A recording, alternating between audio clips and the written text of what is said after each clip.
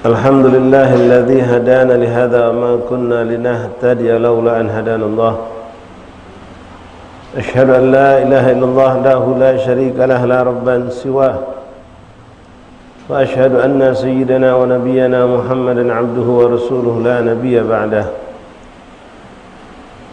رب اشرح لي صدري ويسر لي أمري واحلل عقدة من لساني يفقهوا قولي ربي زدنا علما ويقينا وارزقنا فهما اللهم ارزقنا فهم النبيين وحفظ المرسلين وإلهامك إلهام الملائكة المقربين سبحانك لا علم لنا إلا ما علمتنا إنك أنت العليم الحكيم وتب علينا يا رب إنك أنت التواب الرحيم اغفر لنا وارحمنا وأنت خير الراحمين فانصرنا على القوم الكافرين اللهم يا من وفق أهل الخير وأعانهم على فعل اللهم الخير وأعنا عليه ولا حول ولا قوة إلا بالله العلي العظيم.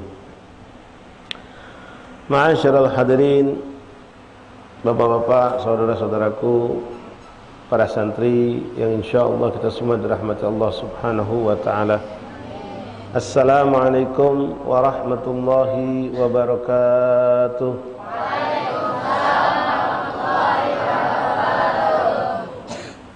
Alhamdulillah, thumma alhamdulillah, thumma alhamdulillah, lakal hamdu syukra ya Rabbana.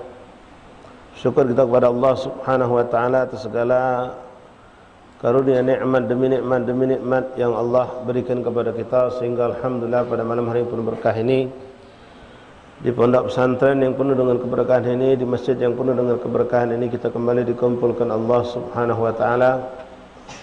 Mana mungkin sebagian daripada bapak-bapak memang telah rutinitas ditakdirkan Allah hadir di majlis setiap malam Kamis. Dan alhamdulillah pada malam hari ini kami dipertemukan Allah untuk kesekian kalinya mengambil keberkahan ikut dalam kegiatan rutinitas setiap malam Kamis majlis di masjid ini, di pesantren ini. Ma'asyarul ikhwan rahimakumullah, alhamdulillah tanpa terasa kita sudah masuk malam yang ke-19 daripada bulan Muharram. Mudah-mudahan dari awal tahun pertama kita isi tahun ini sampai detik ini, semua amal soleh, amal baik kita diijabah oleh Allah Subhanahu wa taala. Termasuk lintasan niat kita terjadikan Allah amalan yang makbul di sisi Allah. Dan apapun kesalahan, dosa, kemaksiatan yang mungkin kita lakukan sepanjang tahun hari ini, mudah-mudahan Allah maafkan, Allah ampunkan, dan Allah hapus daripada suhuf lembaran amal kita insyaallah taala. Amin ya rabbal alamin. Ma'asyiral ahbab rahimani rahimakumullah, dalam kehidupan kita sebagai hamba Allah, kita melakoni pada garis besarnya dua bentuk ibadah. Ibadah yang pertama yang kita kenal dengan istilahnya hablun minallah, hubungan kita langsung kepada Allah. Seperti salat 5 waktu, salat sunnah, zikir, tasbih, tahmid, tahlil, puasa baik wajib baik sunnah, ibadah haji, zakat, tilawatul Quran, dan bermacam-macam bentuk ibadah yang bahkan ada sebagian kita mengosongkan waktu khusus di tempat khusus untuk menghubungkan dirinya dengan Allah dalam bentuk istilah kita berkhalwat. Yang kedua, amalan yang kita lakukan, kita lakoni yang disebut dengan hablun minan nas, hubungan kita dengan sesama manusia atau sesama makhluk Allah, yang berupa muamalah, yang sebagian bentuknya juga ibadah, ada juga yang sifatnya zahirnya bukan ibadah, tapi di situ menimbulkan pahala dan dosa. Hubungan kita dengan sesama manusia. Ikhwani rahimakumullah, kedua ibadah ini harus kita lakoni, kita jalani dengan sebaik-baiknya. Jika ada orang yang hanya memperhatikan hablum minallahnya tanpa dia peduli dengan hablum minan nas, boleh jadi hablum minallahnya belum tentu diterima oleh Allah kalau sampai dia melalaikan hablun minan nas. Ada lagi orang yang sibuk dengan berhubungan dengan manusia, berbuat baik dengan manusia, dengan bermacam-macam niat dan tujuan, tapi dia melalaikan kewajibannya di hadapan Allah. Maka orang seperti ini pun juga hablum minan nas yang dilakukan, entah sedekah, entah bantu saudaranya, entah sosial ini sosial itu, boleh jadi pun tidak diijabah, tidak diterima oleh Allah. Yang terbaik, yang terindah dan terutama adalah orang yang ketika dia mampu menjalankan kedua-duanya. Hablun minallah dijalankan dengan baik, hablun minan nas juga dilakukan dengan baik. Contoh santri. Santri dalam kehidupan sehari-harinya dia punya rutinitas ibadah. Ya. Punya rutinitas ibadah, salat, zikir, tilawatul Quran dan bermacam-macam. Keluar dari masjid, keluar dari musalla, maka mereka pun bermuamalah dengan sesama kawan. Bermuamalah kita dengan sesama kawan ini bermacam-macam. Boleh jadi seorang mendapatkan ganjaran besar pahala dari sisi Allah, ataupun ampunan dosa dari sisi Allah, atau diangkat derajat dari sisi Allah lewat ibadah, salat, puasa, zikir, tasbih, tahmid, tahlil, qiraan dan lain-lain. Namun ada orang-orang yang dia tidak mendapatkan dari situ besar, tapi dia dapatkan lewat muamalah hablun minan nas. Nah, ikhwan rahimakumullah, terkadang hablun minan nas ini nilainya lebih tinggi dibandingkan hablun minallah. Kita ambil contoh dalam urusan yang terpenting, paling tinggi hablum minan nas yang harus saya dan bapak saudara lakukan, terutama santri, adalah orang yang paling utama kita perlakukan dengan sebaik-baiknya, seindah-indahnya. Siapa itu? Orang tua kita, aba umi kita. Di dalam syariat Islam, jikalau seorang sedang melakukan salat sunnah, salat ngadep siapa? Ngadep Allah. Orang kalau pengen dekat sama Allah, perbanyak salat sunnah, perbanyak ibadah salat sunnah. Wa ma taqarrabal 'abdu ilayya bin nawafil hatta uhibbah ba'dal faraid. Allah pernah mengatakan dalam hadis qudsi, tidaklah senantiasa seorang hamba mendekatkan diriku dengan perkara nawafil yang sunnah sampai aku akan cinta kepada hamba itu, kata Allah. Bahkan seorang sahabat yang pengen dekat sama Rasulullah di surga, Nabi pun mengatakan kepadanya, perbanyaklah sujud. Ikhwani rahimakumullah, Rasulullah pernah berkata ketika beliau menasihati kita tentang bagaimana kita bersikap kepada orang tua.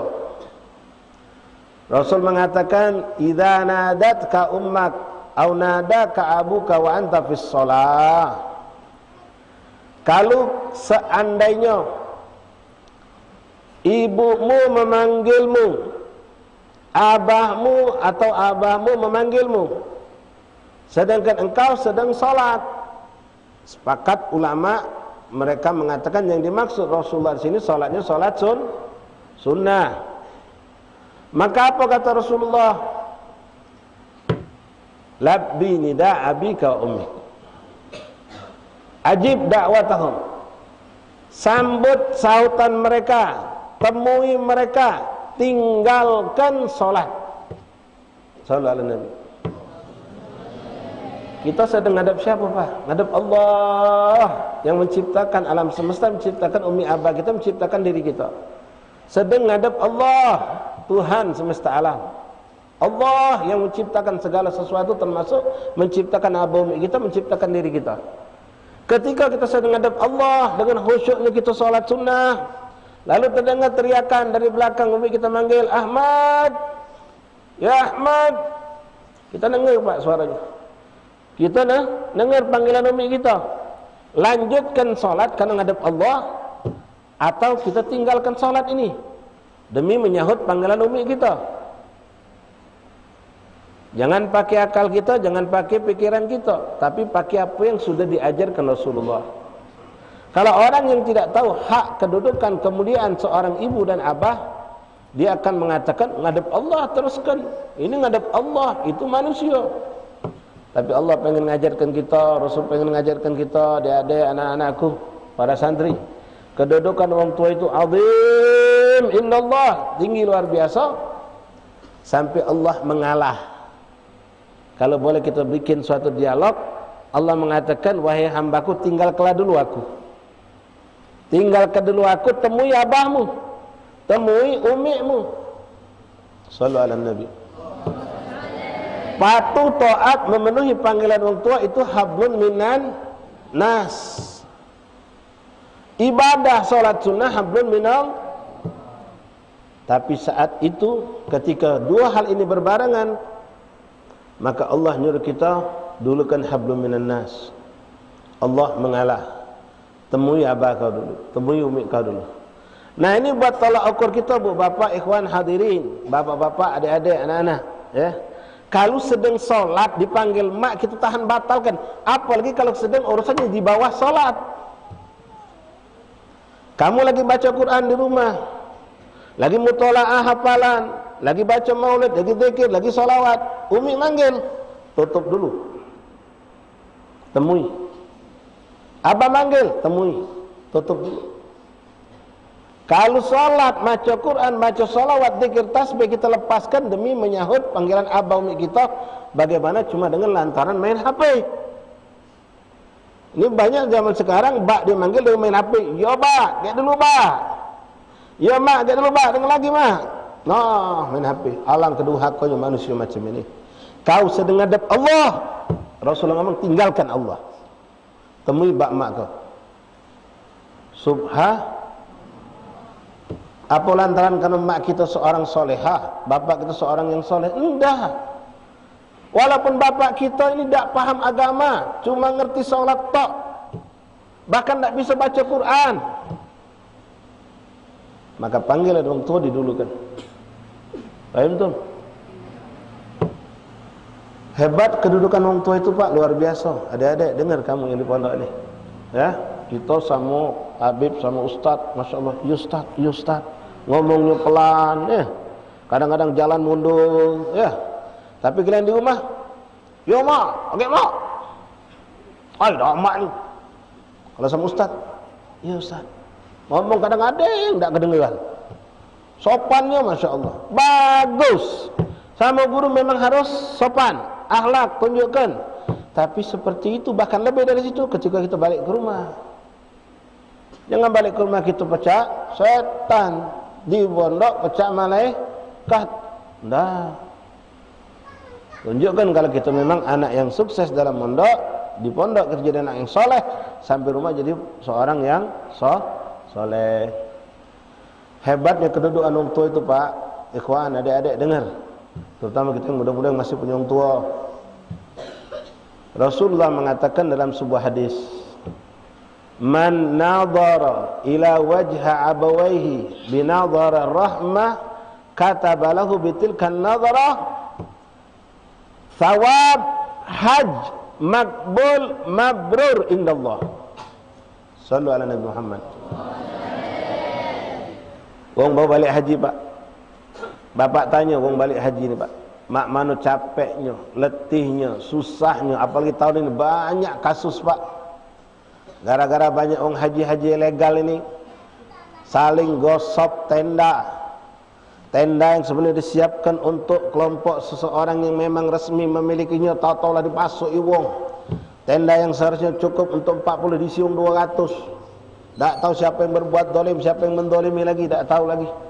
Belum desek-desekannya, belum capeknya, belum letihnya, belum biayanya, belum meninggal ke keluarganya. Pengorbanan yang teramat sangat luar biasa. Sampai hari ini, apalagi zaman dulu, Pak, orang pergi haji itu macam itu nganter nak meninggal. Apalagi zaman dulu naik kapal sampai 3-4 bulan. PP 8 bulan. Paling kencang 6 bulan. Sekarang orang pergi haji 40 hari, ada yang lebih, ada yang kurang. Luar biasa. Tapi maaf, tak semua orang yang sudah haji itu balik jadi haji makbul mabrur. Sedikit yang makbul mabrur. Kebanyakan justru mereka pulang cuma dapat titel haji, tapi tidak ada tanda makbul mabrur dari kehidupan mereka. Kata ulama Pak, guru kami Al-Imam Al-Habib Al-Barakah rahimahullah ta'ala, Al-Habib Ali Masyhur bin Muhammad bin Salim bin Hafid, beliau mengambil dari ucapan guru beliau Habib Muhammad Habib Alwi bin Abdullah bin Idris bin Syahab, alamat tanda gobul ziarah, kalau kita ziarah aulia, mereka ada namanya ziarah Nabiullah Hud. Itu ketika kita balik dari ziarah para aulia, baik yang hidup atau meninggal, apalagi ziarah Nabi, ada perubahan yang signifikan, perubahan yang sangat tinggi pada diri kita dalam kehidupan kita.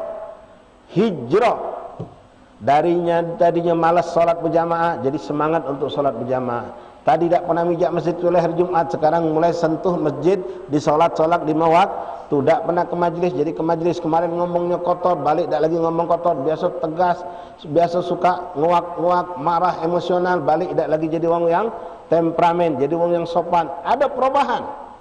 Kemarin tidak punya sifat rahmah, sekarang punya sifat rahmah. Kemarin pelit, balik jadi orang mulai karam. Ini bertanda orang itu hajinya makbul mabrur. Itu tanda kehidupan di dunia. Pahalanya luar biasa. Tak ada batasan buat mereka kecuali surga. Dosa diampuni Allah, surga disiapkan Allah. Untuk orang yang memang haji makbul mabrur. Capek Pak, capek. Tanyalah bawa balik haji Pak. Kita naik pesawat Pak 8 jam sampai 9 jam. Itu kalau yang langsung. Pakai translate kadang-kadang. Transit di negeri ini 2 jam, ada yang sampai 8 jam.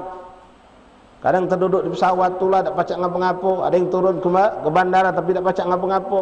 Capek letih perjalanan itu. Belum lagi keadaan di sana. Bermacam-macam cobaan.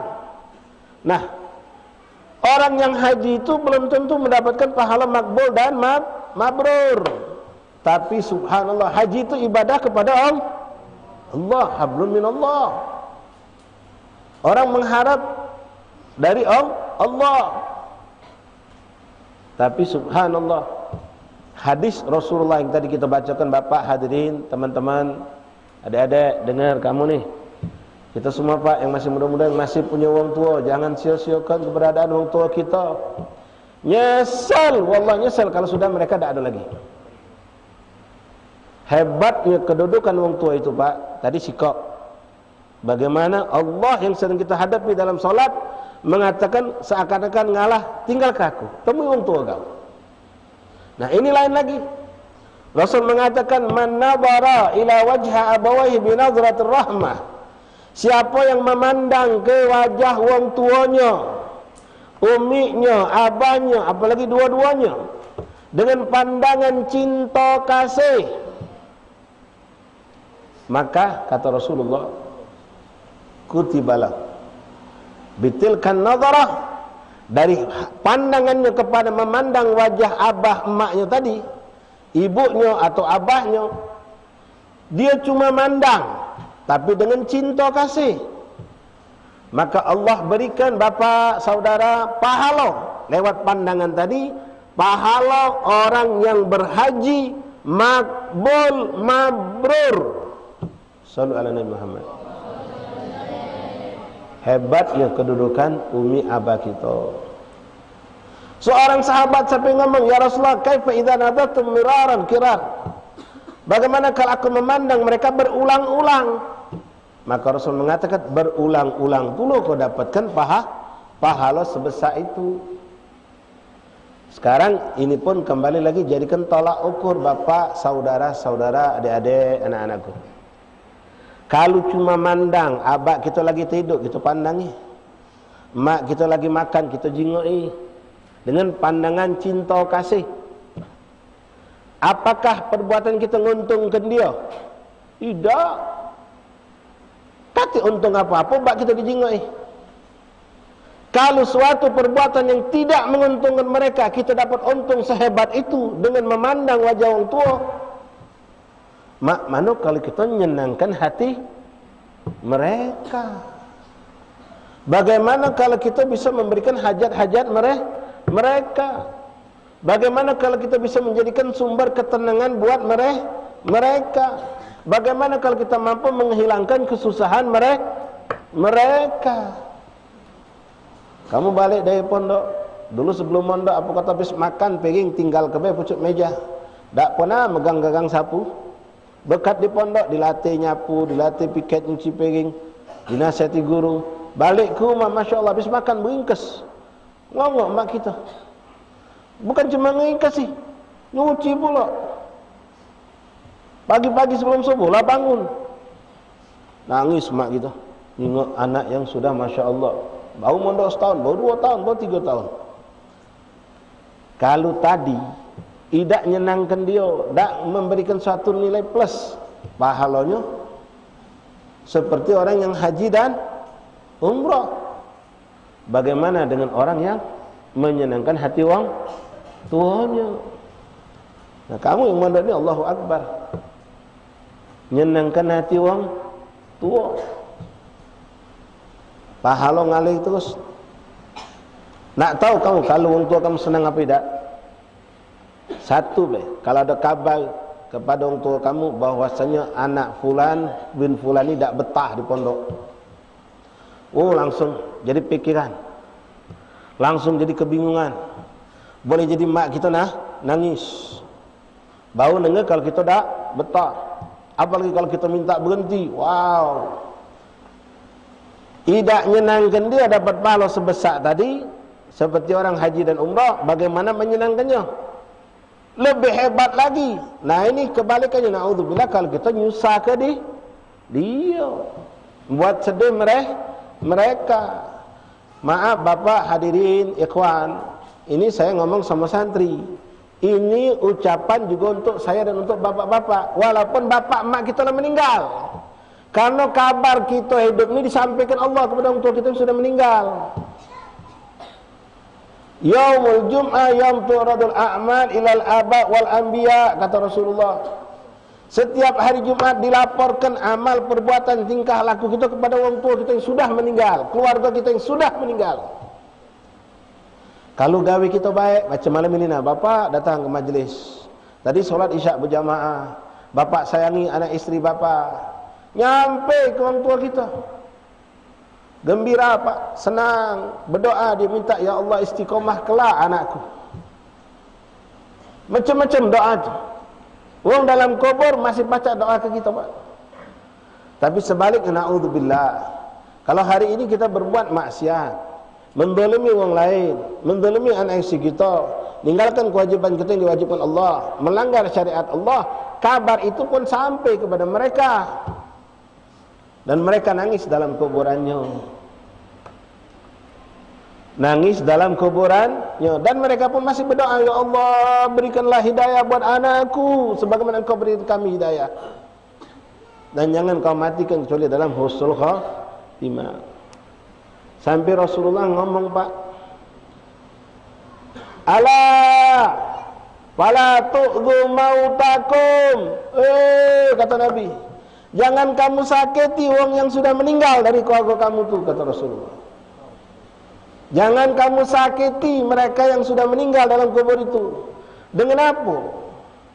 Dengan sampainya kabar berita tentang kita yang berbuat dosa, dagang nipu, berbuat bohong, berbuat dolim, berbuat curang, dolim sama anak bini, meninggalkan kewajiban yang diwajibkan Allah, melakukan apa yang dilarang Allah. Apalagi yang sifatnya na'udzubillah kita gontok-gontokan sama adik-beradik misal pak. Oh itu sama baik waktu dia hidup dulu. Cuma waktu hidup dia pacak nyari hiburan pak. Dia pacak melerai kita. Ketika kita berantem, kita bergesekan adik-beradik, dia nengai kita. Tapi ketika mereka sudah wafat, dia cuma jadi penonton, pendengar. Makanya di antara doa yang diucapkan dalam doa birrul walidain, Allahumma la tuballighhum ma yasu'ahum. Ya Allah jangan sampaikan kepada mereka orang tua kami apa yang mengganggu mereka. Kita pengen yang nyampe itu yang baik baik. Ma'asyal ahbab hadirin rahimani rahimakumullah. Itu contoh bagaimana hablum minan nas bisa melampaui hablum minallah dalam kebaikan. Di zaman Rasulullah sallallahu alaihi wasallam ada seorang perempuan terkenal shaimah qaimah. Tahu artinya? Shaimah artinya orang yang selalu puasa sunnah. Bukan puasa cak kita nunggu Asyura, Tasu'a, nunggu tahun depan berpuasa sunnah. Ini Senin Kemis dilazimkannya, bahkan hampir tiap hari puasa Nabi Allah Daud, bahkan puasa dahar. Tidak puasa kecuali cuma 5 hari dalam setahun. Balan Idul Fitri, lebaran Idul Adha, ayam tasyrik, tanggal 11, 12, 13 Zulhijjah. Sisanya puasa terus, rajin puasa. Ghaimah, ahli ibadah, Pak. Kalau sudah disebut ghaimah berarti sering dengan sholatnya itu. Tapi subhanallah, perempuan ini walaupun ibadahnya hebat, hablum minan nasnya buruk. Tetangga kanan kiri ngaso terusik dengan ucapan-ucapannya yang kotor. Kalau doang salah dikit langsung disambetnya dengan omongan kotor. Dicacinya, dicampaknya, dihinakannya. Subhanallah. Seharusnya kalau orang ibadah benar itu dia akan menjadi hamba Allah yang benar. Sehingga yashtaquna ila Nabi sallallahu alaihi wasallam ba'd jiranihi. Akhirnya sebagian tetangganya tadi mengadu kepada Rasulullah, "Mak mana nyikap yang macam ini? Dia ni wong ibadah. Puasanya hebat, salatnya hebat. Tapi kami ni sakit hati ya Rasulullah. Mulutnya kalau sudah ngatai, wow pedas." Kan si keuang Pak, kami yang ngomong ni. Maka apa kata Rasulullah SAW? Hiya finnar. Betina itu tempatnya di neraka.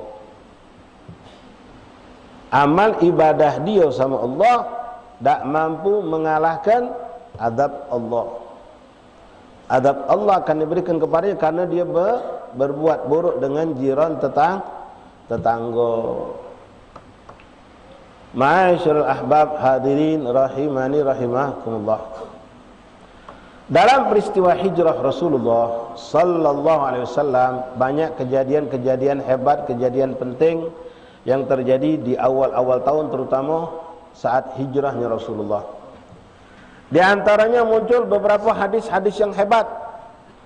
Hadis-hadis yang hebat. Di antaranya mungkin bapak saudara terutama para santri sangat tahu munculnya hadis innamal a'malu bin ya. Itu kapan munculnya? Saat terjadinya hijrah Rasulullah. Mungkin kita tidak bahas itu.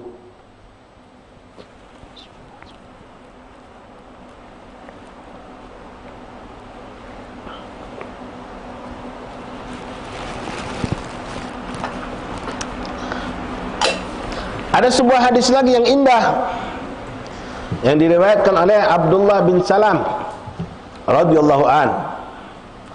Abdullah bin Salam ini waktu Rasulullah baru hijrah belum masuk Islam.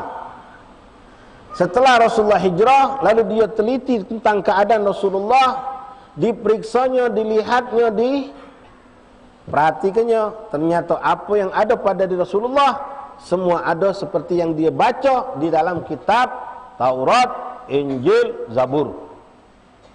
Dia ni orang Yahudi tadinya. Sehingga mereka mengenal benar sosok agung Rasulullah itu. Sifatnya, akhlaknya, kebiasaannya ada galau. Dalam kitab Taurat, Zabur, Injil. Sehingga Abdullah bin Salam ini memang dipilih Allah untuk menjadi mukmin. Beliau pengen tahu benar, tapi dia tidak gampang-gampang masuk Islam. Nak dibuktikannya dulu.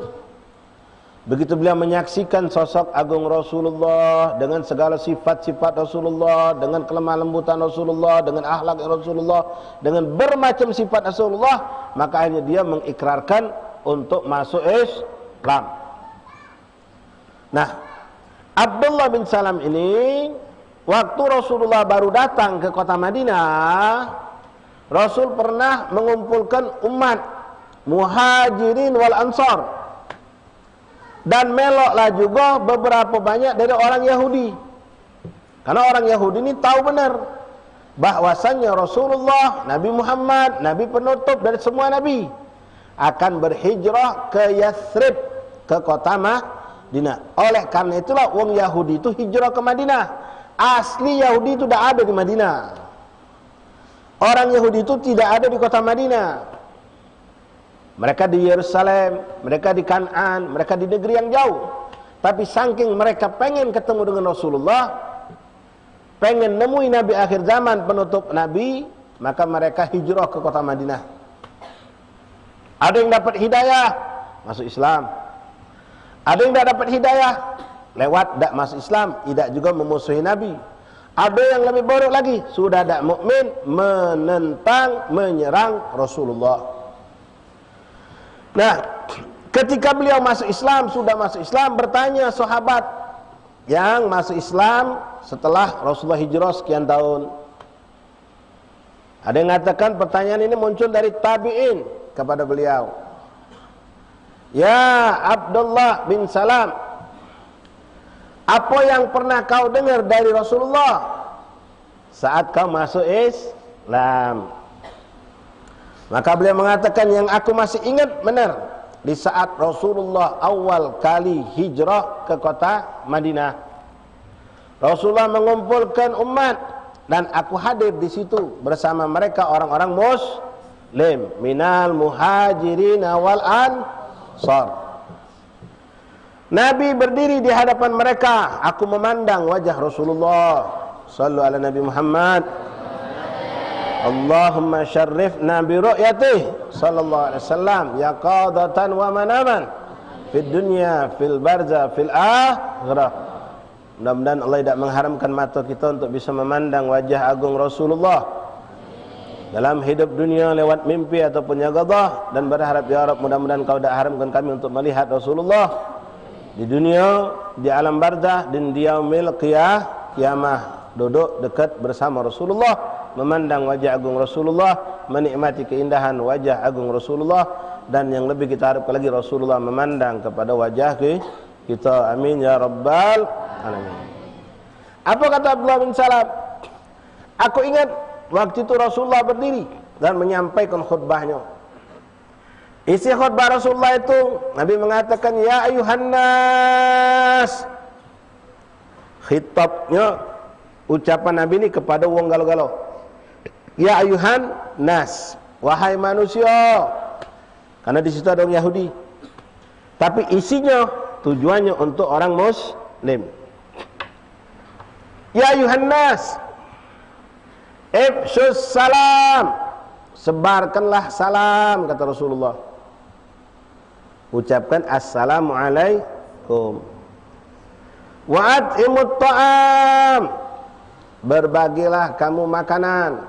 Maaf, itu yang ketiga. Yang kedua, Rasul mengatakan wasilil arham, ifshus salam, wasilil arham, sambung silaturahim.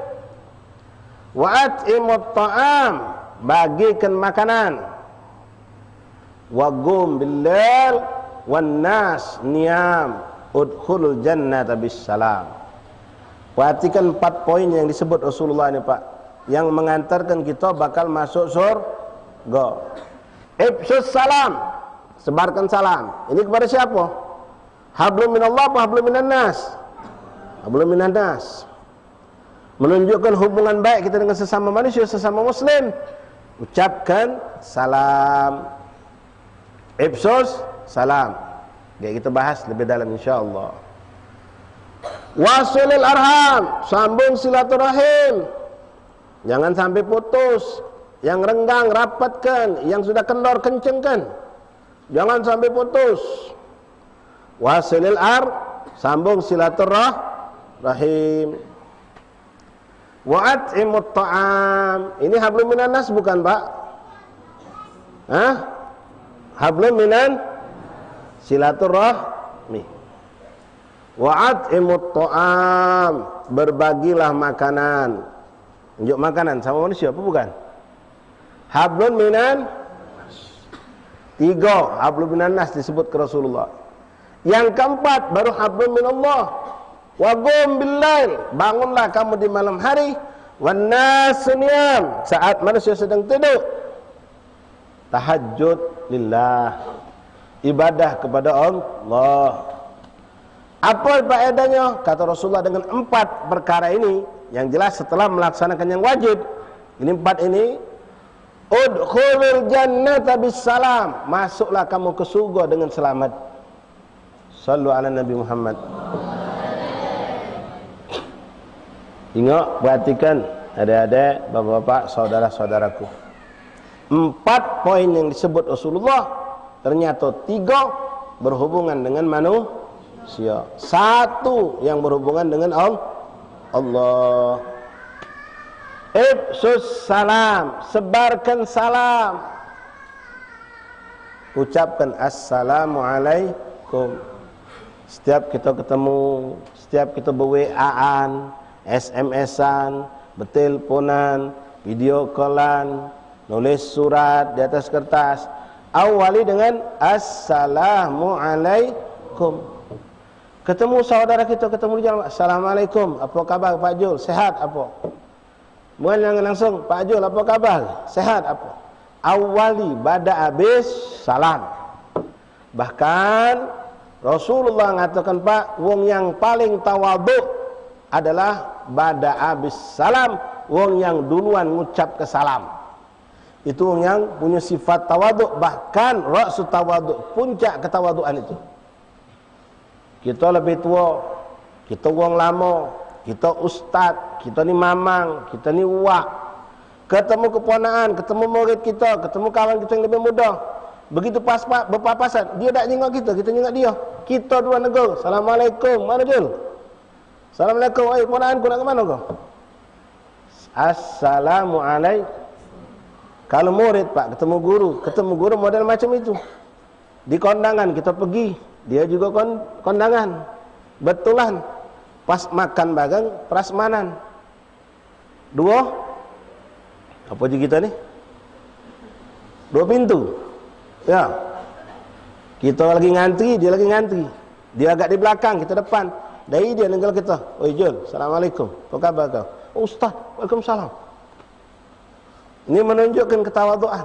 Bukan Ustaz cek-cek tak tahu. Sampai lewat depan, si Jul, Ustaz. Oh, senanglah dia, orang ngeluhkan dia, Ustaz.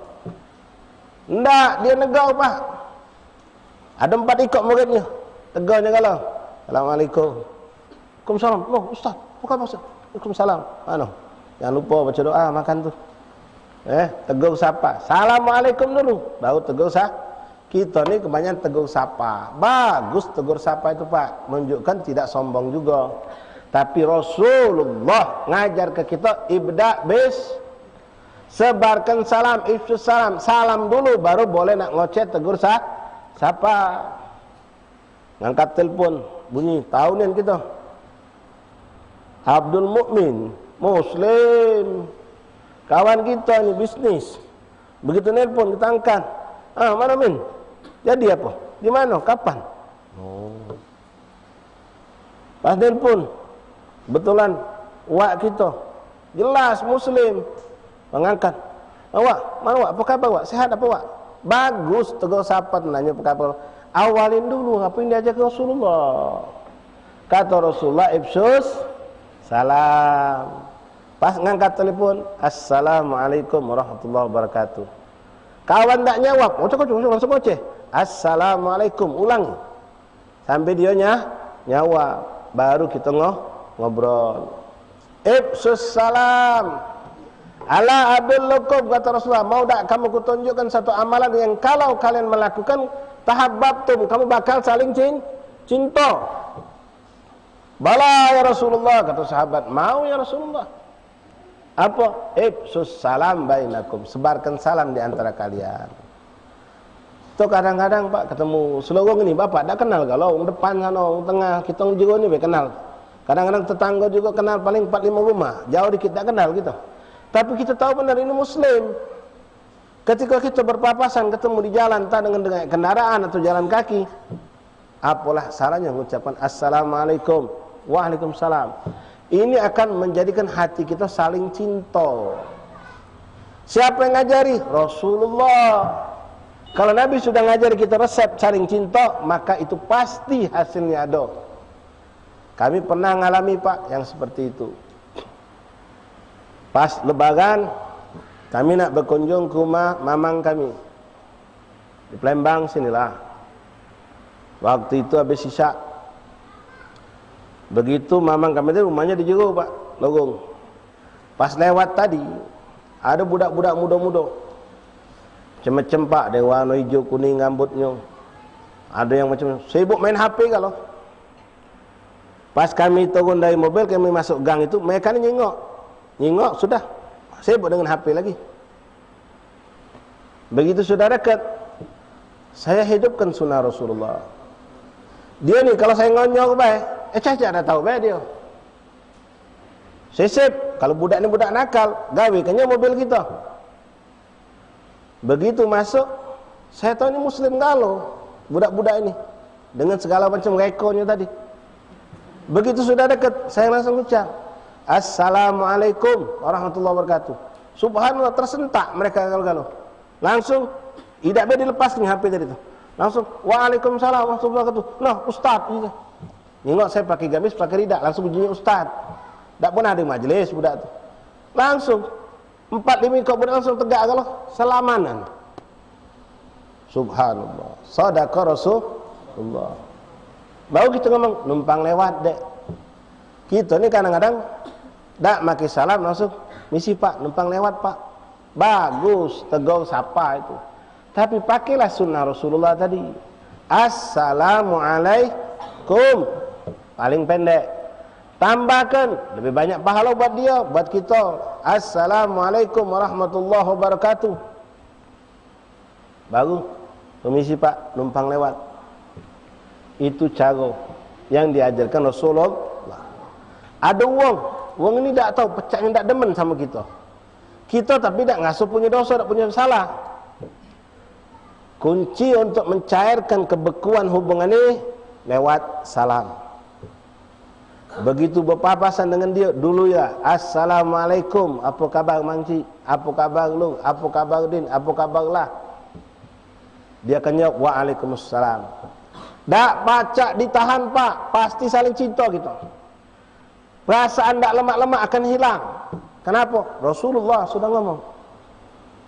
Rasulullah sadiqul masduq, la yantiqu anil hawa, in huwa illa wahyun yuha.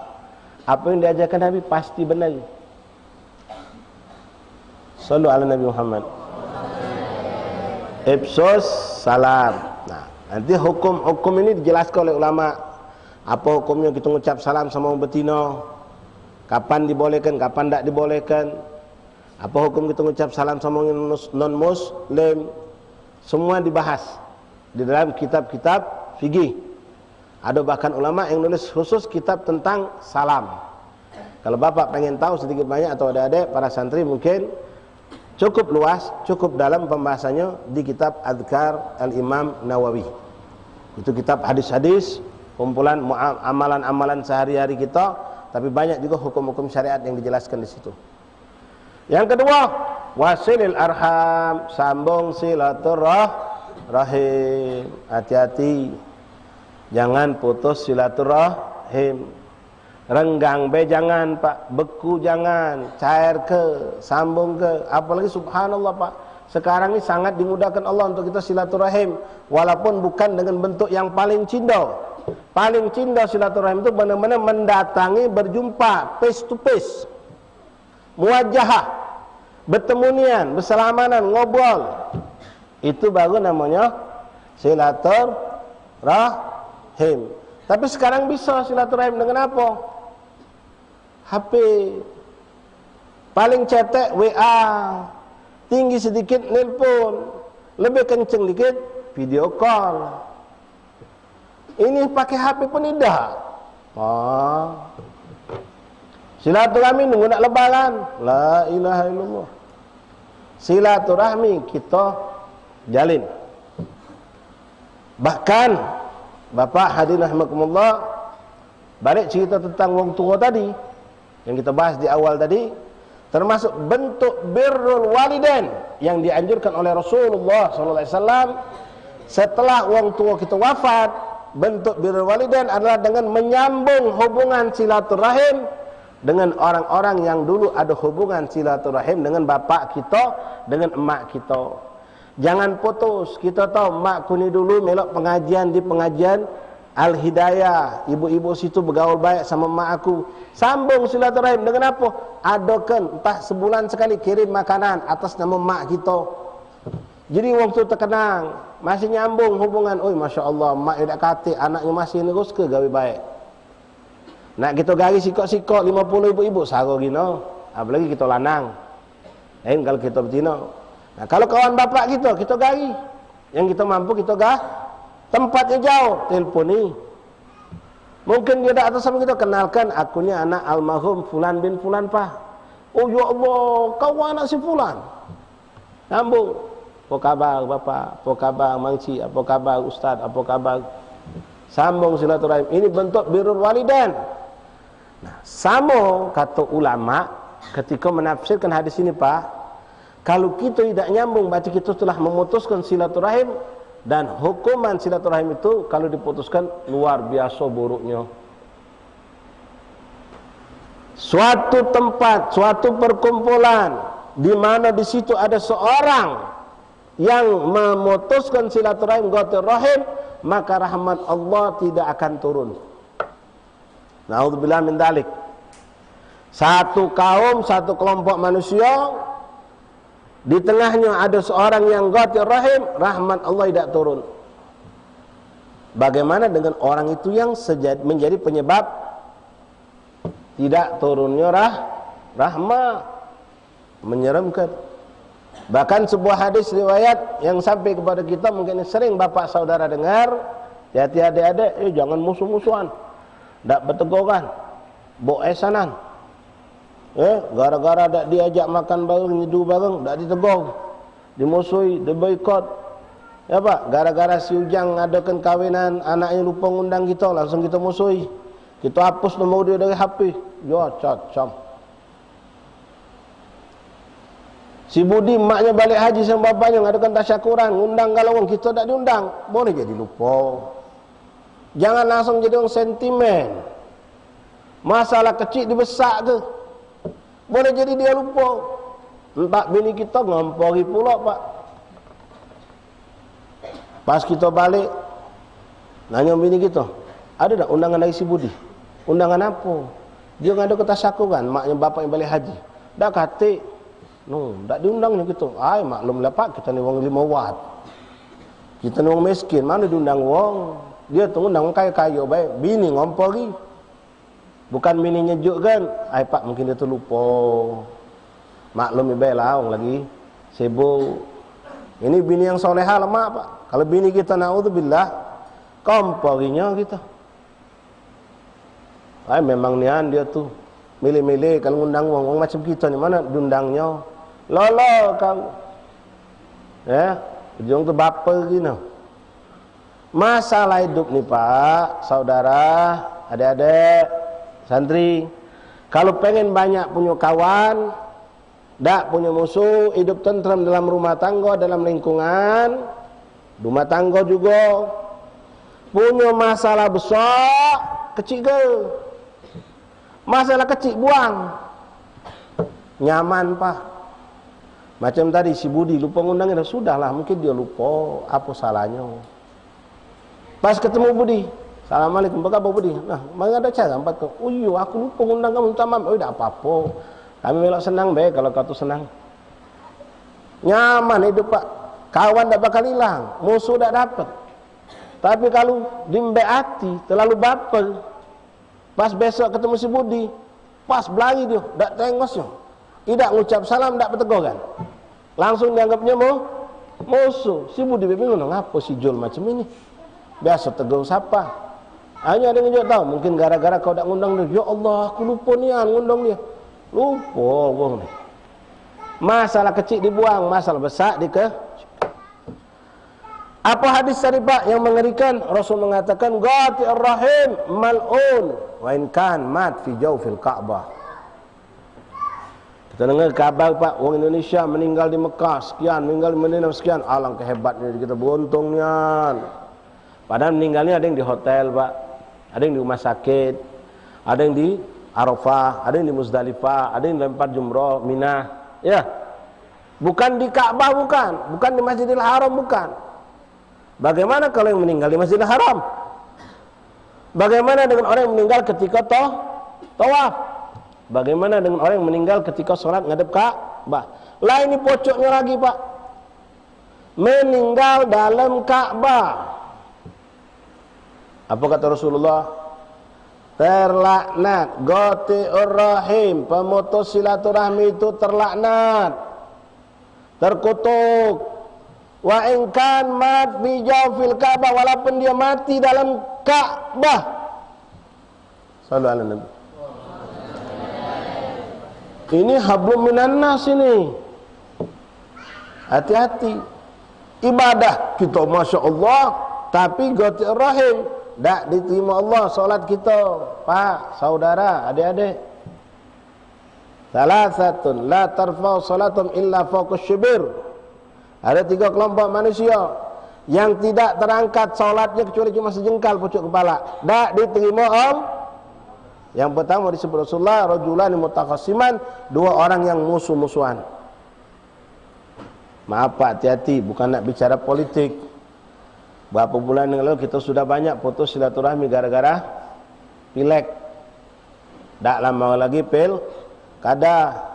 Jangan jadi wong lolo, jangan jadi wong buyan, mati-matian mela si fulan sampai kita putus hubungan sama keluarga, putus hubungan sama tetangga, sampai kita gontok-gontokan, sampai kita saling serang, saling fitnah, saling buka aib. Naudzubillah. Wong yang jiran kita, warga masyarakat di sekitar kita, ada maling, kita teriak maling, yang duluannya nolong kita tetangga. Jangan gara-gara dunia, gara-gara masalah politik kita putus hubungan sama tetangga. Sudah terlaknat, sudah buruk di mata Allah. Kita pun punya musuh di dunia. Nas'alullah al-afiyah wassalama. Qati'ur rahim, salam silil arham, at'imut ta'am, bagi-bagilah maka. Nah, sekarang Masya Allah sering kita dapatkan banyak, sudah Pak, apalagi sudah kita lihat mungkin sekitar 6 tahun, 5 tahun ke pucuk ni, banyak uang sedekah Jumat. Bahkan jadi tungguan fuqara masakin, musiman. Kalau Jumat kami pinggir jalan Pak, ngarepkan datangnya sedekah Jumat tadi, nasi gratis. Kadang-kadang si kong dapat 4 kantong, lewat sikok mobil, magi ke sikok mobil lagi, tak lama lagi, magi ke lagi. Masya Allah, yang sedekahnya juga lillahi ta'ala mudah-mudahan. Karena mereka magi ke baik. Walaupun sedekah makanan itu paling afdal, kita harus pintari Pak. Sedekahlah kepada orang-orang yang soleh. Macam ini, santri, santren, rumah tahfidz, darul aitam, terutama yang rumah tahfidz, pesantren. Ini mereka setiap hari makan, yang mana dengan makan itu muncul kekuatan tubuh mereka untuk ibadah, untuk taklim, untuk belajar, untuk berzikir. Tapi kalau kita salanjuk Pak, terenjuk wong fasik, wong yang tak salat, ahli maksiat, ngenyangkan perut dia, menjadi dia kuat untuk bermaksiat. Walaupun selagi memang tidak diniatkan, tidak berdosa. Selagi kita tidak tahu, tidak berdosa. Cuma pahalanya mungkin kurang besar, tak jadi ngalir banyak. Tapi kalau bapak bersedekah dengan ada seorang ulama, seorang ustaz, kebetulan dia orang yang tak mampu, dia ahli ibadah, dia berdakwah, berikan untuk mereka, sehingga dia bisa menafkahi anak bininya. Dari duit kita dia makan, dia senang, sehingga dia tak terfikir untuk nyari nafkah lagi. Kenapa? Sudah ada rezeki datang dari kita, sehingga dia fokus dakwah dan ibadah. Ini yang tepat. Ya. Memang ada juga Pak, dalam sisi lain ini namanya masyhad, kacamata pandangan yang berbeda. Niat tergantung niat masing-masing. Ada orang-orang soleh yang memang dia punya rezeki yang halalan, thayyibah, mubarakah, itu sengaja ngenjuk makan uang fasik. Wong yang tak solat, yang galak maling, yang galak berakhlak bejat, galak mabuk, galak berbuat maksiat, itu dicarinya, dikumpulkannya di mana tempat kumpulnya. Sengaja dia ngawak besek, ngawak makanan, bagikannya ke situ. Kenapa? Tujuannya Mudah-mudahan lewat rezeki yang halal, thayyibah, mubarakah ini jadi obat buat orang-orang yang hatinya, darahnya kotor dengan maksiat. Karena wong kalau makan halal, ditimpa halal, maka dia akan taat kepada Allah.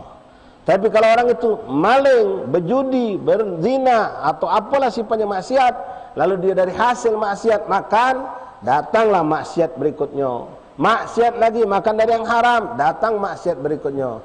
Sebagaimana Rasulullah bersabda, ini sering kita sampaikan Pak ya, man akalal halal atta jawarihuhu sya'am aba.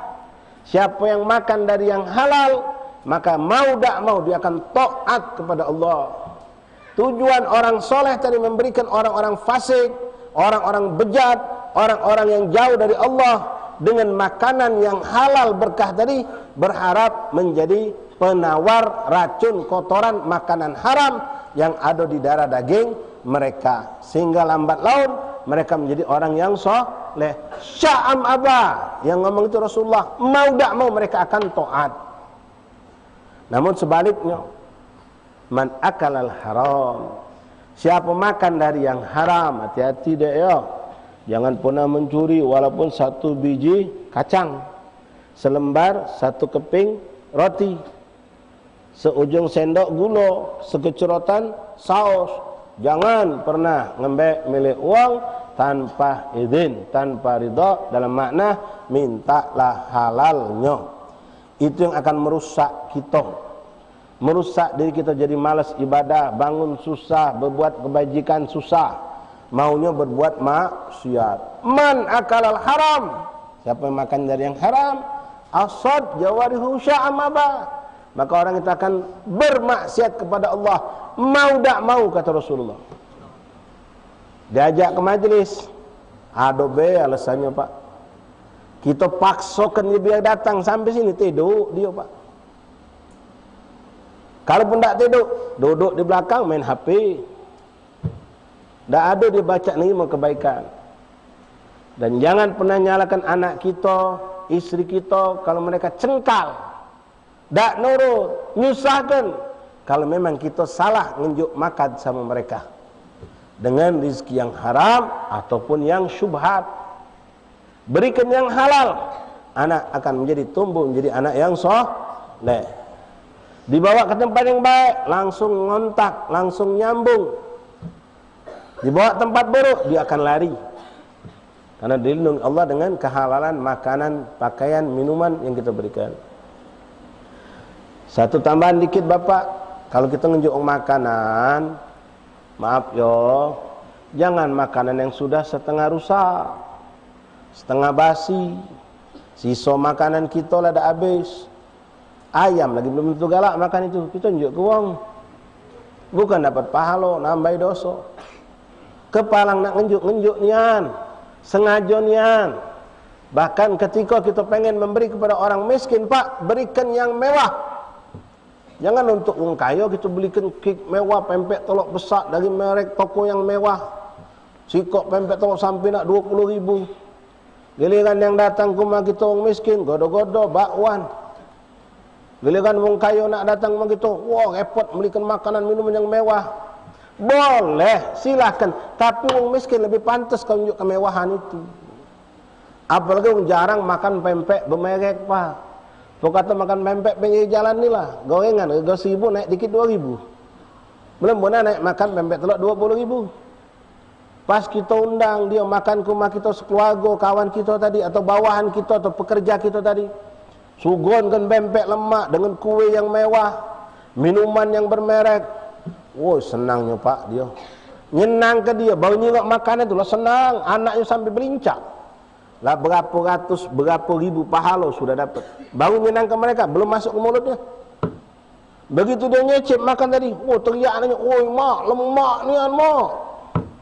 Saking senang sampai lupa, belum disuguh, belum dikatakan faddal jaturi, anak laju duluan. Dia hajinya. Belum kita ngomong jaturi, laju sudah.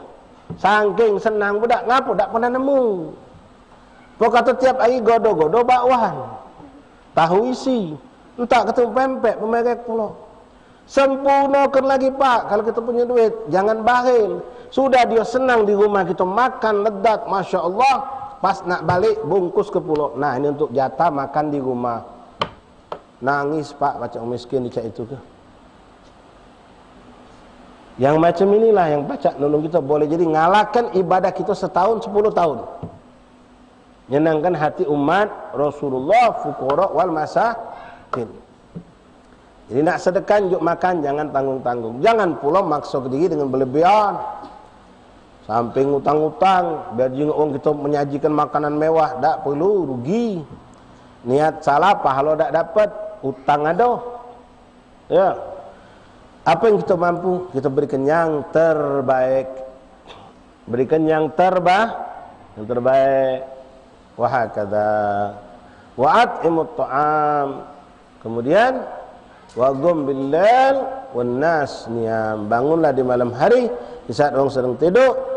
Udkhulul jannata, maka kalian akan masuk surga dengan selamat. Mudah-mudahan Allah Subhanahu wa taala ja'alana wa iyyakum minal ladzina yastami'una al-qaula fayattabi'una ahsanah. Allahumma inni a'udzubika min qaulin bila amalin wa nastaghfirullah min dzalik.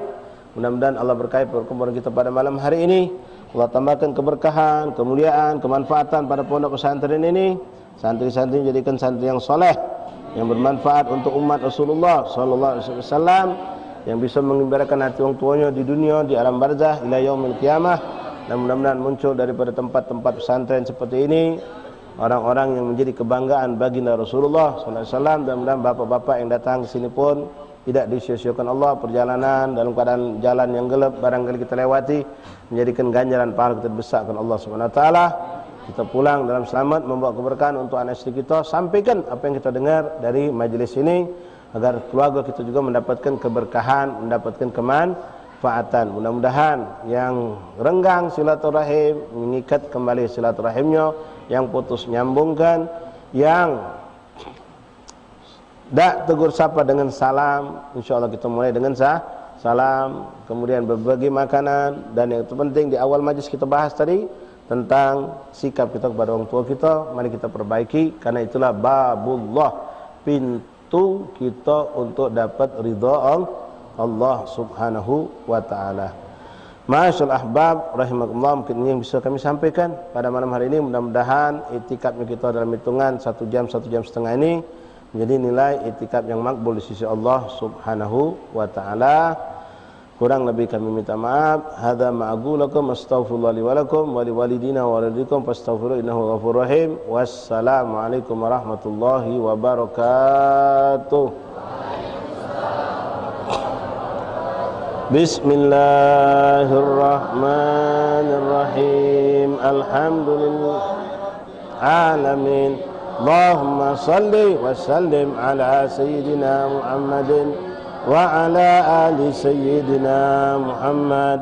يا ربنا اعترفنا بأننا وأننا أسرفنا على فتب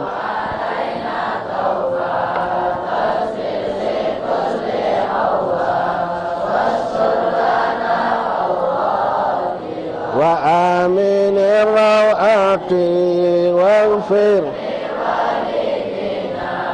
ربي ومولودنا وسائر الخلان وكل ذي محبة أو صحبة. آمين يا ربي. أسمع فضلا لا بك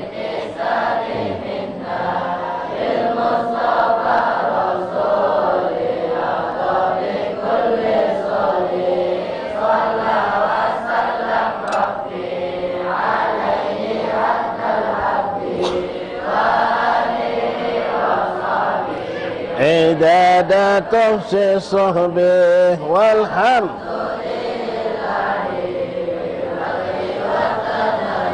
الفاتحة بالقبول والتمام من كل سوء بلوغ المأمول إلى حضرة رسول أبي بكر سيدنا محمد صلى الله عليه وسلم وعلى نت الفتوح والمنوه والرسوح وصالح الجسد والروح وطبة النسوح وزيارة النبي الكرام سب القلوب والروح ونهدها نقدم الثواب هذه الجلسة المباركة إلى أرواح والدينا ووالديكم وأمواتنا وأمواتكم وأموات المسلمين عامة خصوصا الخبابة الشريفة أم كلثوم بنت عبد الله بن شهبك بن سليم وزوجها وأهلها وأحبابها ووالدينا ووالدكم ومن ينفق ومن يتصدق ومن يخدم في هذا المعهد وإلى أرواح كافة أموات المسلمين أهل هذه الحارة أهل الولاية كلهم أجمعين وإلى أرواح كافة أهل بالembang دار السلام كلهم أجمعين أن الله يتغشاهم بالرحمة ومغفرة الجنة أن الله يعيد علينا من بركاتهم وأسرارهم وأنوارهم وعلومهم كراماتهم وفاتهم في الدين والدنيا والآخرة جالبة لكل خير